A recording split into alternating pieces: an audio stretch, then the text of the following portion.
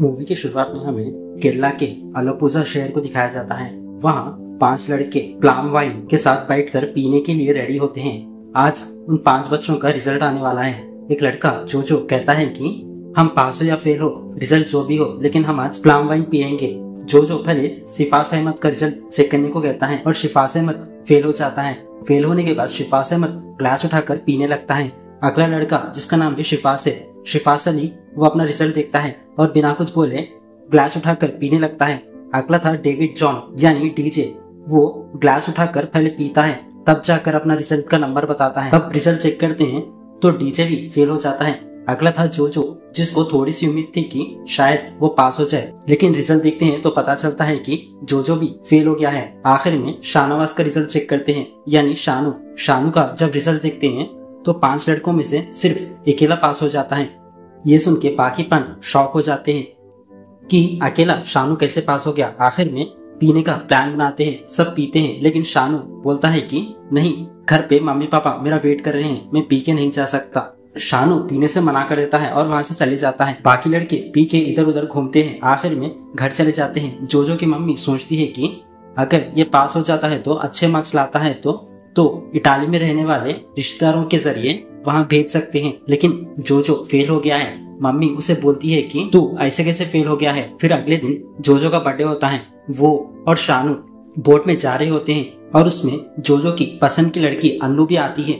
जो और अन्नू दोनों एक दूसरे को रोजाना ऐसे ही देखते हैं और प्यार भरी बातें करते हैं। आज के दिन भी जो और अन्नू एक दूसरे से फ्लर्ट करते हैं। उसके बाद जो का स्टॉप आ जाता है और जो अपने स्टॉप पर उतर जाता है। वहाँ उसकी दूसरी पसंद की लड़की शीरीन बैठी होती है। शीरीन और जो दोनों एक दूसरे से प्यार करते हैं, लेकिन सीधा एक दूसरे को नहीं बताते, बस प्यार जताते रहते हैं, लेकिन कभी नहीं बताते कि वो एक दूसरे से प्यार करते हैं। शीरीन को जो बहुत पसंद है, लेकिन जो के लिए वो एक सब्स्टिट्यूट है। अगर कोई भी लड़की उसे ना मिले तो वो शीरीन का इस्तेमाल करता है और उसे प्यार जताता है।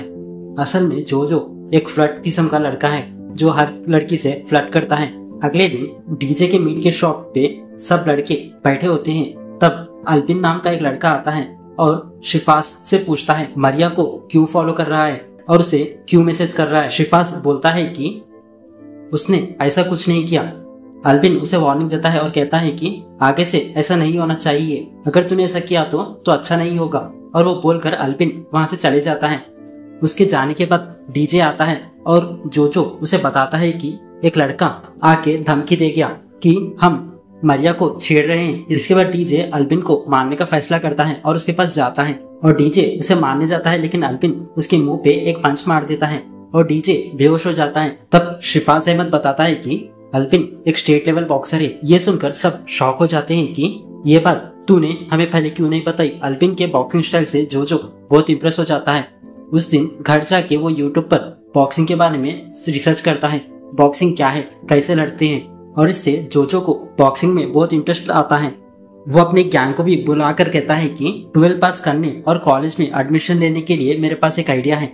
वो बताता है कि अगर हम किसी स्पोर्ट में नेशनल लेवल पर खेलें तो उन्हें ग्रेस मार्क्स मिल सकते हैं और कोटा के जरिए पास हो सकते हैं। सब जो की गैंग वाले उससे पूछते हैं हम कौन सा स्पोर्ट्स खेलेंगे, तो जो कहता है कि क्रिकेट और फुटबॉल में बहुत कंपटीशन है, इसलिए हम बॉक्सिंग करेंगे। सभी से अग्री करते हैं। अब बॉक्सिंग सीखने के लिए एक जगह चाहिए। सब सोचते हैं कि कहाँ जाया जाए। तब डीजे कहता है कि अलापुझा जिम खाना नाम का एक सेंटर है जो बॉक्सिंग सिखाता है। सब वहाँ जाते हैं और बॉक्सिंग ज्वाइन करना चाहते हैं। वहाँ का कोच कहता है कि 100 रुपए एडवांस लेंगे और 500 रुपए मंथली फीस है। ये सुनकर सब 5 लोग शॉक हो जाते हैं। फिर जो की गैंग कोच से रिक्वेस्ट करते हैं कि कुछ डिस्काउंट दे सकते हैं क्या, या ईएमआई का ऑप्शन है तो भी चलेगा।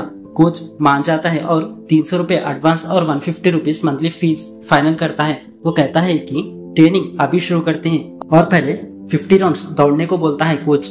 सब दौड़ते हैं लेकिन थक जाते हैं। जब जो की गैंग देखती है कि वो कितने राउंड दौड़े हैं तो उन्हें पता चलता है कि वो सिर्फ 5 राउंड ही दौड़े हैं और 45 राउंड्स दौड़ना बाकी है।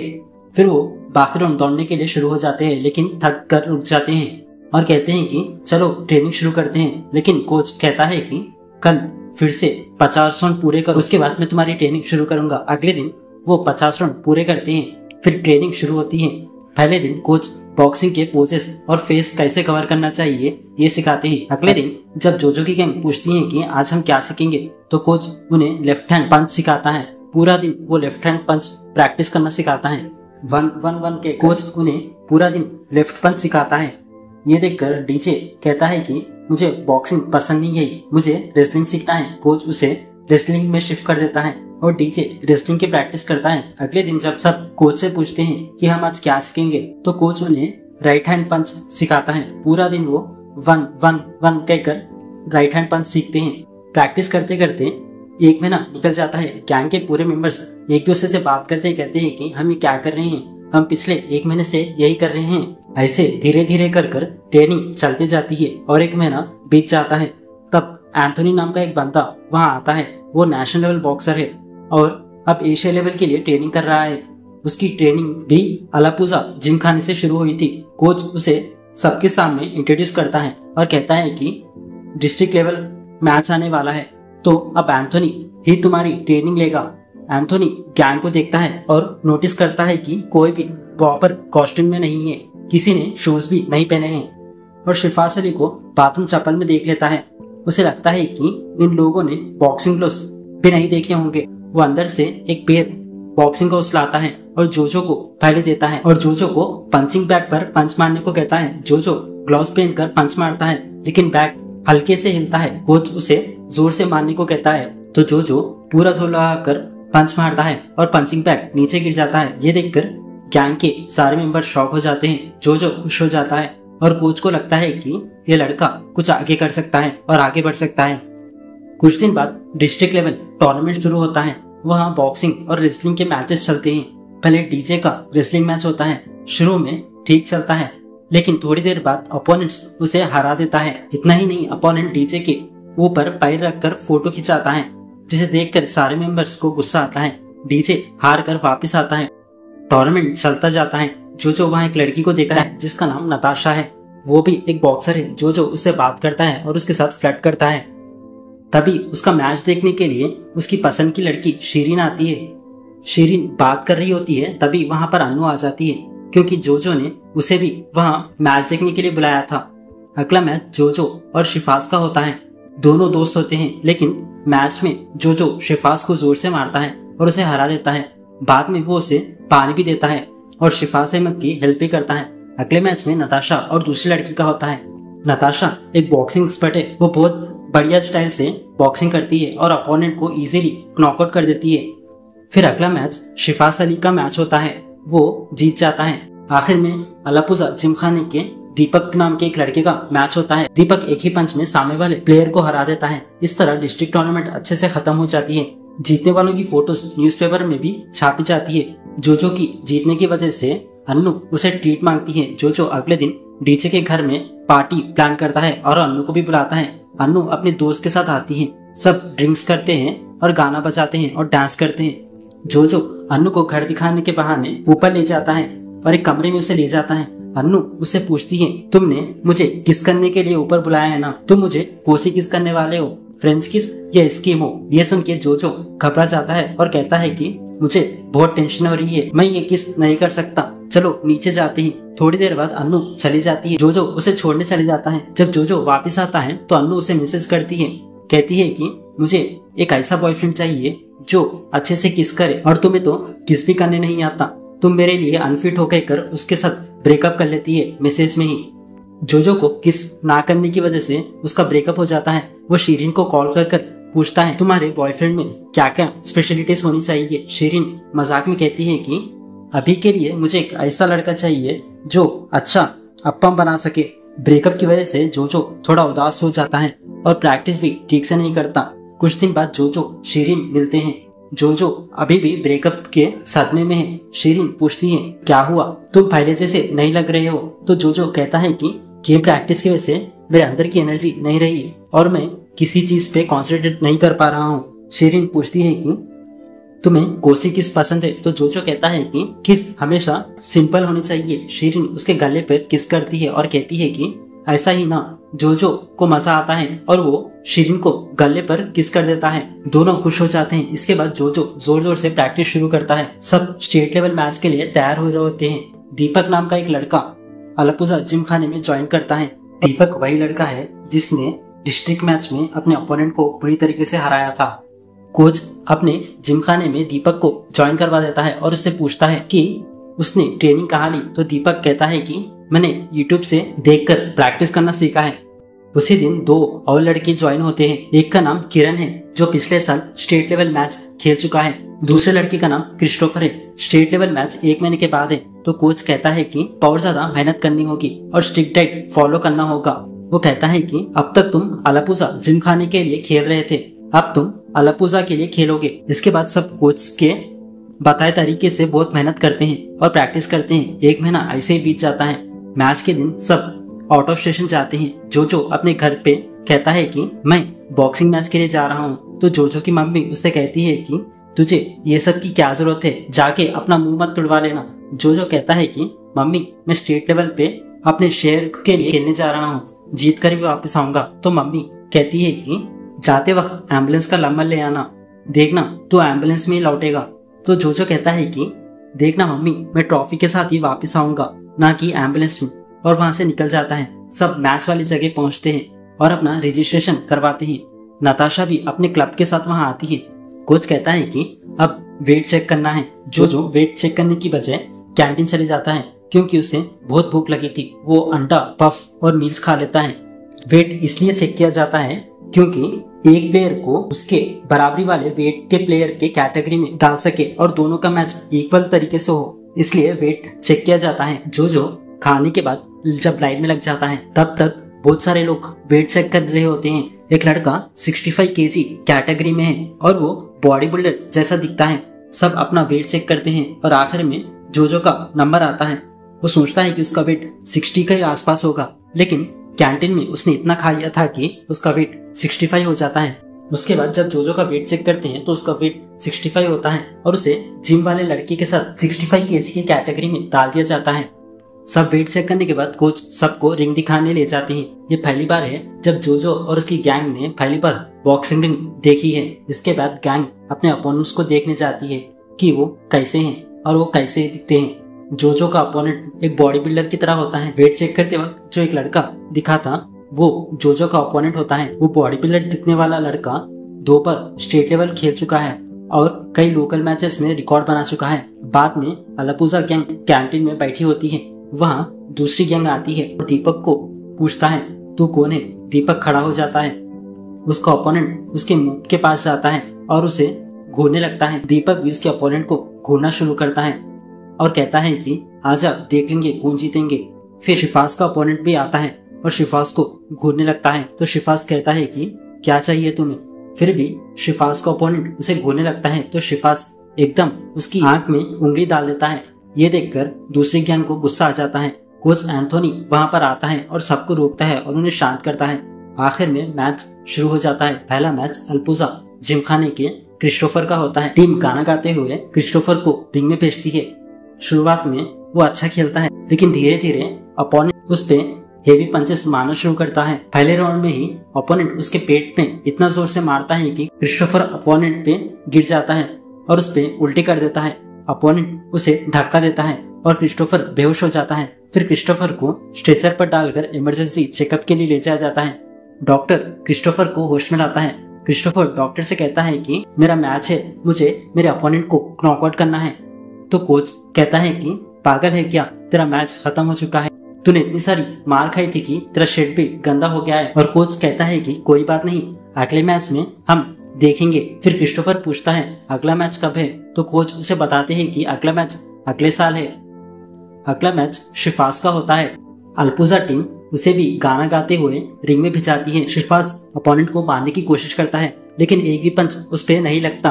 अपोनेंट इतनी कैजुअली से मूव करता है कि शिफास उसे टच भी नहीं कर पाता। शिफास मारने की कोशिश करते रहता है, लेकिन अपोनेंट एक ही पंच में उसे हरा देता है। शिफास का मुंह सूज जाता है। इस तरह अलापुजा जिमखाने टीम के 2 लोग बुरी तरीके से हार चुके हैं। कोच बहुत गुस्सा हो जाता है और कहता है कि ऐसा चलेगा तो कोई भी नहीं जीत पाएगा, ठीक से कॉन्सेंट्रेट करो। अगर ऐसे ही हार गए तो सब हमारे बारे में बुरा बोलेंगे और हमारा नाम खराब होगा। सब कोच को शांत करते हैं और कहते हैं कि आप गुस्सा मत करो, हम जरूर जीतेंगे। दूसरी तरफ जीतने का प्लान बनाने के बजाय जोजो दो लड़कों को लेके नताशा को देखने चाहता है। नताशा अपने क्लब की लड़की के साथ प्रैक्टिस कर रही होती है। जोजो कहता है कि इतनी अच्छी मूव कैसे कर लेती हो। वो पंचिंग बैग लेकर उसे मारने को कहता है। फिर नताशा पहले ही मूव में बैग के साथ जोजो के मुंह पे पंच मार देती है और जोजो को एम्बैरेस फील होता है। वो कहता है कि मेरा मैच है, मैं जाके जीत कर आता हूँ। वो वहां से भाग जाता है। अब अगला मैच शिफास अली का मैच होता है। वो अपने अपोनेंट को अच्छी टक्कर देता है, लेकिन एक पॉइंट पर आकर उसका अपोनेंट उसे मार देता है। लेकिन शिफास अली फिर भी अच्छे से लड़ता है। कोच उसे अपोनेंट के पंचेस का जवाब देने को कहता है। शिफास अली कोच के बताए तरीके से मारता है और अपोनेंट को हरा देता है। अलापुझा जिमखाने से एक बंदा जीत जाता है। अगला मैच जोजो और एक बॉडी बिल्डर जैसे दिखने वाले लड़के के बीच होता है। पहले राउंड में ही जोजो के मुंह पर एक जोर से पंच मारता है और जोजो का दिमाग घूमने लगता है। फिर रेफरी कॉर्नर शुरू करता है और पूछता है कि जोजो क्या तुम ठीक हो। जोजो मुश्किल से नॉर्मल होता है और कहता है कि मैं ठीक हूँ। फिर दूसरे राउंड में वो पंचेस से बचने की कोशिश करता है, लेकिन इस बार और भी जोर से बॉडी बिल्डर जोजो के चेहरे पर पंच मारता है और जोजो गिर जाता है। रेफरी कॉर्नर शुरू करता है और पूछता है कि क्या तुम उठ सकते हो। जोजो सर भी नहीं हिला पाता और इशारा करता है कि वो और नहीं खेल सकता और जोजो का ओपोनेंट जीत जाता है। जोजो हार कर बाहर आता है। शिफास अली के अलावा सब हार जाते हैं। सब कहते हैं कि अब यहाँ रुकने का कोई फायदा नहीं, चलो घर चलते हैं। तब अनाउंस होता है कि नताशा का मैच है, चलो ये एक मैच देखकर चलते हैं। बाकी लोग कहते हैं कि हम यहाँ बैठे हैं, तू देख कर आ। नताशा का मैच शुरू होता है। वो बहुत स्टाइल से मैच खेलती है और अपने ब्यूटी और डांस करते करते डिफेंड करती है। एक भी पंच उसे नहीं लगता, लेकिन अपोनेंट एक एक पंच से वार करती है, लेकिन फिर भी नताशा अच्छे से डिफेंड करती है। जोजो उसकी हर मूव एंजॉय करता है। पहला राउंड खत्म होने के बाद वो नताशा के पास जाता है और कहता है कि तुम्हारी हर मूव शानदार है और तुम भी बहुत सुंदर हो। ये सुनकर नताशा खुश हो जाती है। अब तक वो डिफेंड कर रही थी, लेकिन अब वो अटैक करना शुरू करती है। पहले नताशा लेफ्ट पंच मारती है, फिर राइट पंच, और जब अपोनेंट झुक जाती है तो नताशा उसके मुंह पे पंच मारती है। फिर नताशा उसके अपोनेंट को नॉकआउट कर देती है और मैच जीत जाती है। यह देखकर जोजो खुश हो जाता है और उछलने लगता है और ऐसे बिहेव करता है कि वो खुद जीत गया हो। गैंग के सारे मैचेस खत्म हो जाते हैं। नताशा का मैच भी खत्म हो जाता है। अगला मैच किरण का होता है, लेकिन वह नहीं दिखता। जब सब किरण को ढूंढते हैं तो पता चलता है कि पिछले मैच में किरण ने इतनी मार खाई थी कि वो बॉक्सिंग छोड़कर चले गया था। जोजो कोच से कहता है कि आपको उसे मोटिवेट करना चाहिए। तो कोच कहता है कि कितनी बार मोटिवेट करूं, मैंने सब ट्राई कर लिया। तो अलापुझा गैंग किरण के पास जाती है और उसे बात करती है, लेकिन किरण नहीं मानता। तब अलापुझा गैंग दूसरे तरीके से बात करती है और उसे मनाने की कोशिश करती है। कहती है कि अगर हम हार भी गए तो कोई बात नहीं, लेकिन बिना मैच खेले अगर हम गए तो सब हमारे बारे में बुला बोलेंगे और हमारी बदनामी होगी। फिर अलापुझा गैंग किरण को कन्विंस करते हैं। तो किरण भी ये सुनकर कहता है कि चलो मैं लड़ता हूँ, लेकिन मैं जीतूंगा नहीं, मुझे वो पता नहीं। फिर वो रिंग में जाता है। दिखने में किरण डरा हुआ होता है, लेकिन वो हर राउंड में ओपोनेंट को पूरी टक्कर देता है। लड़ते लड़ते टाइम खत्म हो जाता है। जब रेफरी पॉइंट चेक करता है, किरण के पॉइंट्स कम होते हैं और उसके ओपोनेंट के पॉइंट्स ज्यादा होते हैं और किरण का ओपोनेंट जीत जाता है। भले ही किरण हार गया हो, लेकिन उसने आखिर में लड़कर अपने ओपोनेंट को टक्कर दिया, इसलिए कोच उसकी तारीफ करता है। अब अलापुझा जिमखाने का आखिरी मैच दीपक का बचा हुआ होता है। दीपक का मैच शुरू हो जाता है। वो शुरू से ही अपने अपोनेंट को मारना शुरू कर देता है। उसकी पंच इतनी स्टाइलिश और पावरफुल होती है कि अपोनेंट की गैंग वाले मेंबर्स भी उससे डर जाते हैं। पहला राउंड खत्म होने के बाद अपोनेंट का गैंग दीपक के पास आता है और उसे धमकी देता है कि अगर तू नहीं आ रहा तो देख लेना, ठीक से खेल, वरना तुझे और तेरी गैंग को हम काट देंगे। फिर दूसरा राउंड शुरू होता है। दीपक फिर से अपने अपोनेंट को मार रहा होता है। कोच सोचता है कि दीपक जीत जाएगा, लेकिन अपोनेंट गैंग की धमकी याद आती है दीपक को। दीपक बात से डर जाता है। वो मैच बीच में छोड़ देता है। रेफरी अपोनेंट को विनर अनाउंस करता है। कोच बहुत गुस्सा हो जाता है और वहां से चले जाता है। जोजो दीपक की मजबूरी समझता है और उसे तसल्ली देता है। सब मैचेस खत्म हो जाते हैं और वो वहां से निकलने लगते हैं। जोजो नताशा से मिलने जाता है और उसे सीधा पूछता है, तुम्हें कैसा बॉयफ्रेंड चाहिए। नताशा कहती है कि तुम्हारे गैंग में दीपक जैसे दिखने वाला लड़का मुझे बॉयफ्रेंड की तरह चाहिए। ये सुन के जोजो शॉक हो जाता है। वो कहता है कि अच्छी चॉइस है और वहां से चले जाता है, लेकिन दीपक को इस बारे में नहीं बताता।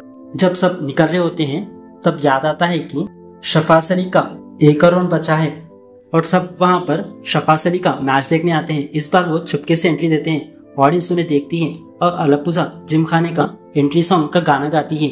ये सुन के टीम बहुत खुश होती है, लेकिन कोच वहां नहीं होता। जोजो उसे ढूंढने जाता है और देखता है कि वो पार्किंग में गुस्से में बैठा है। जोजो कहता है कि कोच हमें आपका गुस्सा समझते हैं, लेकिन दीपक की मजबूरी भी समझो। उस जगह कोई भी होता तो वही करता। दीपक पे गुस्सा नहीं बल्कि उस गैंग पर गुस्सा करो जिसने दीपक को धमकी दी। तभी उस गैंग का एक बंदा वहां से गुजर रहा होता है। कोच उसे देखता है। कोच उसे देखते ही गुस्सा हो जाता है। वो एक पत्थर उठाकर उसे मुंह पर मारता है। वो लड़का गिर जाता है। कोच उसे और मारता है और उसे हवा में उड़ा देता है। जोजो चिल्लाता है, कोच भाग जाओ, लोग आ जाएंगे। कोच जल्द से अंदर चले जाता है। शफास अली को मैच के बीच में रुका देता है। बाकी लड़कों को लेकर वहां से निकल जाता है। सब छुपके से जा रहे होते हैं, लेकिन अपोनेंट गैंग को खबर लगती है कि उन लोगों के आदमियों को अलपुजा गैंग के कोच ने मारा है। वो अलपुजा गैंग को घेर लेती है। जब अपोनेंट गैंग कोच और बाकी लोगों को मारने आती है तो अलपुजा गैंग उन्हें पीटना शुरू कर देती है। उन्हें मारते हुए वहां से भागते हैं, लेकिन अपोनेंट गैंग के 10 और लोग उन्हें रोक देती हैं। दीपक कहता है कि रुको, मैं बात करता हूँ, लेकिन अपोनेंट गैंग का एक बंदा उसे लात मार देता है। शिफाज भी आता है और अपोनेंट गैंग के बंदे को मारता है। अलपुजा गैंग एक एक कर दीवार पार कर सड़क पे आते हैं। ओपोनेंट गैंग भी उन्हें मारने के लिए उनके पीछे लग जाती है। दोनों गैंग रात के वक्त सड़क पर लड़ते हैं। अलपुजा गैंग मैच में जो हार और मार खाए थे उसका सारा गुस्सा अपोनेंट गैंग पर निकालती है और उन्हें सड़क पर पीटना शुरू कर देती है। तब पुलिस की सायरन की आवाज आती है। दोनों गैंग अलग अलग तरफ भाग जाती हैं। भागते वक्त जोजो दीपक से कहता है कि नताशा तुझसे प्यार करती है। दीपक शॉक हो जाता है और कहता है कि क्या बोल रहा है तू, मजाक तो नहीं कर रहा क्या? यहाँ मेरे पास आ, फिर बता। तभी एक एम्बुलेंस आती है। तभी दीपक और जोजो उस एम्बुलेंस को रोककर और ड्राइवर से पूछती हैं, बस नहीं मिल रही, क्या तुम हमें शहर तक छोड़ सकते हो क्या? तो ड्राइवर कहता है कि ठीक है, चलो बैठो। तो सब उसमें बैठ जाते हैं। कोच को बुरा लगता है कि मैं एक बॉक्सिंग कोच हूँ और सड़क पर लड़ाई कर रहा हूँ। गैंग उसे समझाती है कि हमने जानबूझकर ऐसा नहीं किया, हालत ने हमें ऐसे मजबूर किया। और गैंग कोच को समझाती है कि वो गलत नहीं है। अगले दिन सुबह जोजो के घर पर दरवाजा कोई खटखटाता है। उसकी माँ दरवाजा खोलती है और देखती है कि वहाँ गैंग और एम्बुलेंस खड़ी है। जोजो की मम्मी सोचती है कि जोजो को कुछ हो गया है। तभी जोजो एम्बुलेंस से बाहर आता है और कहता है कि हमने बस के बजाय एम्बुलेंस में लिफ्ट ले ली। सब कहते हैं कि उन्हें बहुत भूख लगी है। जोजो की मम्मी सबको बिठाकर खाना बांटती है और जोजो की मम्मी कहती है कि मैंने कहा था ना, जाके मार मत खाना। अब देखो क्या हो गया है तुम्हें, तुम पढ़ाई में भी पास नहीं हुए, स्पोर्ट्स में भी कुछ कर नहीं पाए, जिंदगी में अब क्या करोगे? जोजो कुछ नहीं बोलता और उदास हो जाता है। गैंग के लड़के कहते हैं कि आंटी आप ऐसा क्यों बोल रहे हो? आपको जोजो के बारे में नहीं पता। भले ही हम हार गए हैं, लेकिन जोजो की वजह से हम इतने आगे आ गए। वो हमें हमेशा मोटिवेट करता रहा और कोच भी जोजो की तारीफ करता है। ये सुनकर जोजो प्राउड फील करता है। वो कहता है कि मम्मी आपने पूछा है ना, मैं क्या करूंगा। हम अगले साल स्टेट लेवल टूर्नामेंट में जाएंगे और ट्रॉफी लेकर वापस आएंगे। ये मेरा प्लान नहीं बल्कि मेरा चैलेंज है। फिर जोजो कहता है कि मैं अलपुजा जिमखाने टीम का मैनेजर हूँ, चलो प्रैक्टिस शुरू करते हैं। गैंग कहती है कि हाँ शुरू करते हैं। इसी डायलॉग के साथ मूवी यहाँ पर खत्म हो जाती है।